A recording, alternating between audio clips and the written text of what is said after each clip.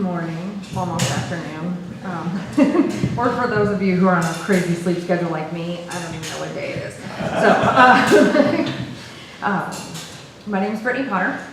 I'm running for the 2nd Congressional District. My opponent is Lynn Jenkins. That says a lot right there, I think. So, a little bit about me. I currently serve on the school board in Ottawa, where I live.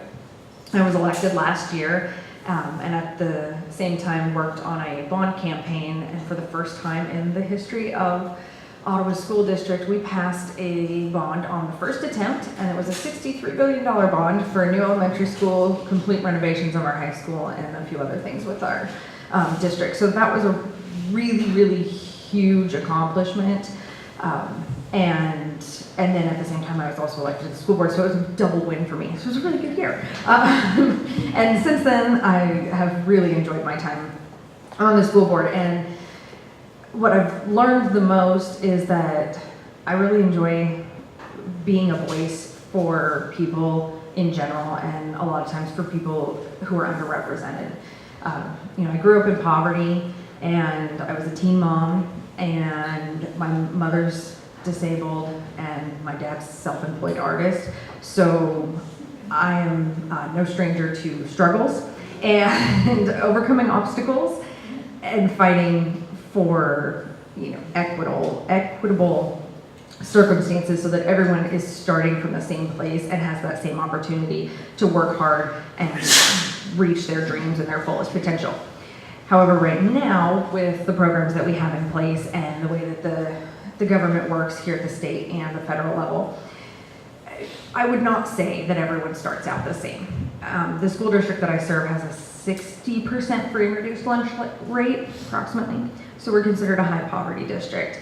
And I can tell you that I've seen firsthand in those buildings and with our data that not everyone's having the same opportunities. And though as a school board and a school district, we work really hard to make sure that that happens, it's not just about the schools. There's the social assistance programs, there's the lack of mental health, there's the lack of health care available to them, there's the lack of financial security, and so many things like that that just really, they make it hard to even want to do better. But even if you want to do better, you feel like you're just trapped in a cycle. And that to me is just unconscionable. So I am running. I also just started my own company. I'm a financial consultant. I'm about to finish my master's degree in family financial planning, and I particularly focus on low and middle income families so that they have someone they can go to work on their financial plans, their strategies, their goals, and things like that. What I'm finding is that a lot of times people, whether they have money or don't, they don't know what to do with it. They don't know how it works. They don't understand. They don't have basic financial literacy, and that's not something that very many school districts even teach. And if your parents don't know, you're not going to know, and then it just keeps getting worse from there. So, whether you have a large amount of assets under management, as they call it, or you have nothing to your name, I'm very focused on showing you how to make the most of what you have and how to get ahead of that. But what I've found is that I think I can do a lot and really benefit people on a policy level. And so that's one of the biggest reasons why I'm running, because I want to fight for policy and programs that actually work and that are evidence-based and that help people. So my campaign is Family Finance Future. So the family is the mental health and the health care. Both critical issues, very obvious issues here in Kansas especially, but it's a national issue. And I believe that there are policy reforms and programs that we can do on a federal level that will help everyone all the way down to the bottom. For finance, I want to work on social assistance program reform because our current systems just create cycles of dependency. They get you stuck in that rat race, as they call it. I like to refer to it as living in the gap. If you make a certain amount of money then you'll lose your assistance, but what you were getting in assistance offset that to the point where now you're worse off than you were before. So the sort of logical thing, at least if you're in that situation, is, well, then why take that promotion? Why get that job? Why do a second job if I'm going to lose that? And the amount of money you have to come up with to offset what you lost is more than you're going to get from one promotion or one additional job or anything like that. So the system is broken, it doesn't work, and it actually creates additional poverty issues and continues the cycle, and I want to eliminate poverty ultimately. So I think that's one of the biggest ways that we can address that, and you can check my website in a week or two when I finally have time to update it, but I've got graphs to show specific to the 2nd Congressional District, the impact and median incomes and all of that kind of stuff. And then I can compare that to Lynn Jenkins' tax plan, her fair tax that she's really happy about and has tried to push numerous times over the last 8 years, that would just eliminate federal income and have a 23% sales tax rate. And I can tell you right now, that would be horrible for your median income families of 50,000 in the 2nd Congressional District, but for her 174,000 a year, no big deal. So fair, not the word I would use. But anyways, and she's a CPA. That's what's really appalling. She knows. So, and then the future part is retirement. One day, we all hope to retire. We want to be able to retire and enjoy retirement, and we want to be able to live. If you make the median income for the 2nd Congressional District of about $50,000 a year, and you have to retire at 67, which if you're my age, that will be the requirement because of the aging of Social Security withdrawals, then your income will be estimated right now, and that's assuming Social Security still exists by then, that you'll get between like $2,100 and $2,500 a month. And if you do the math on that and you consider what you're going to pay just to have basic Medicare coverage or, any of that, and then your health expenses, which you know you will face because you're getting older, and that's how that works.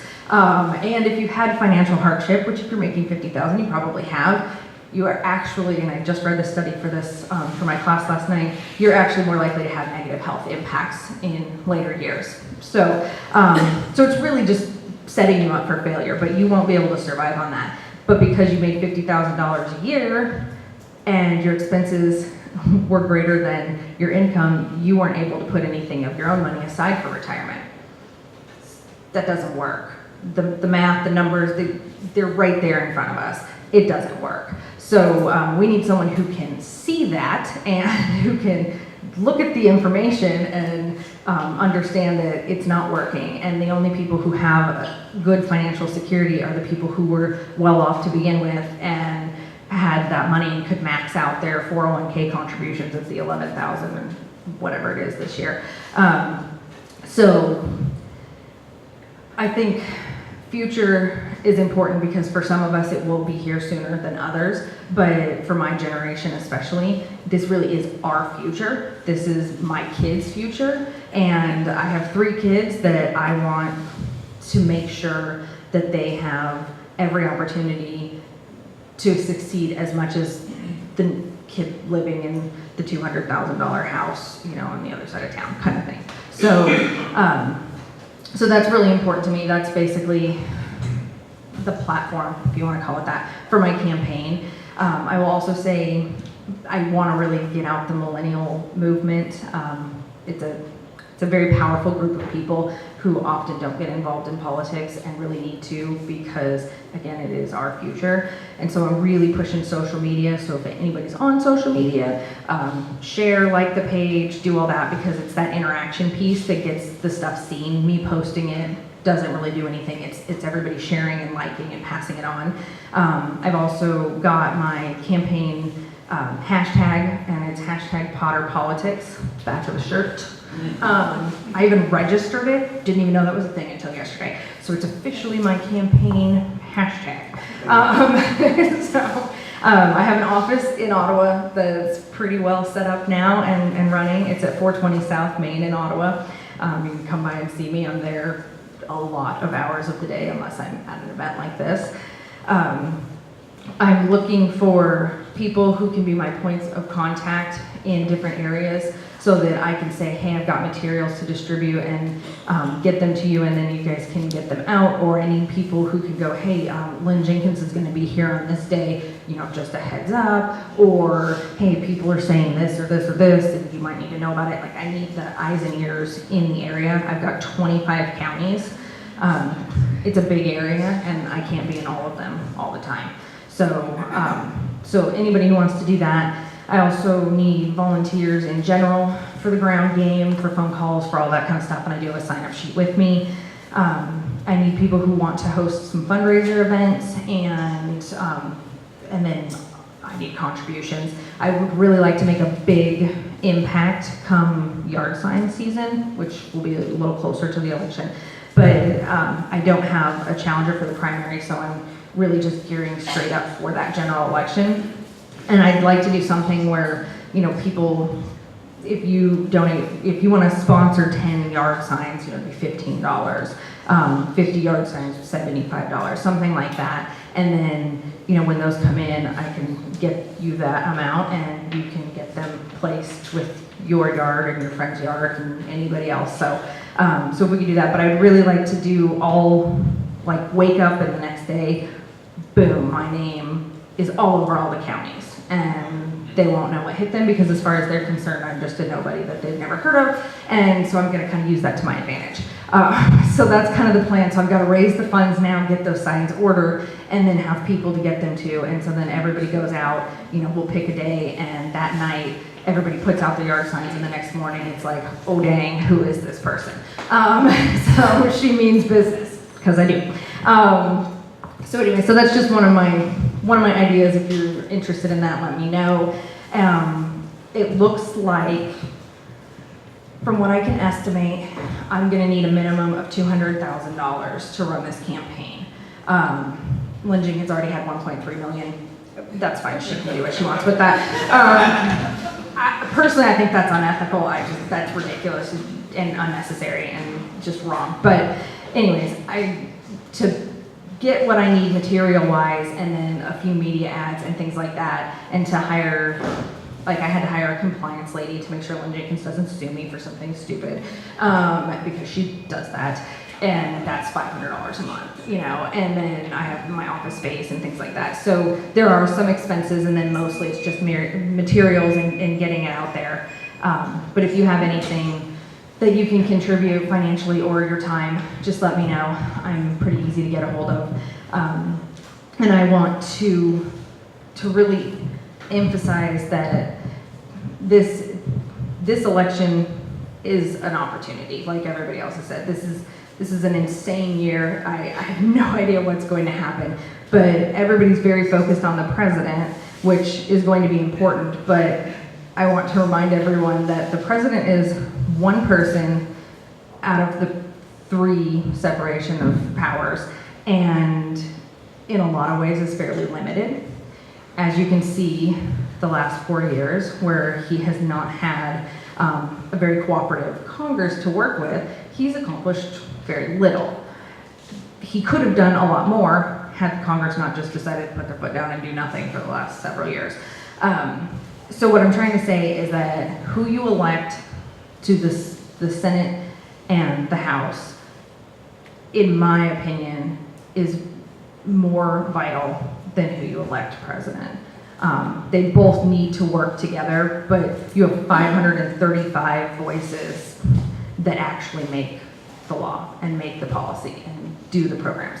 And it's the same mentality at the state level. You know, your governor, he's an issue, clearly, and they can be great, as they have been in the past, but who you elect to those state Senate and state houses, those are the people making your legislation. And the governor can't get anything done, negative or positive, if those people aren't in agreement. So it's a team thing, and I just want people to remember that it's the whole ballot. The lower on the ballot is just as important as the upper part of the ballot.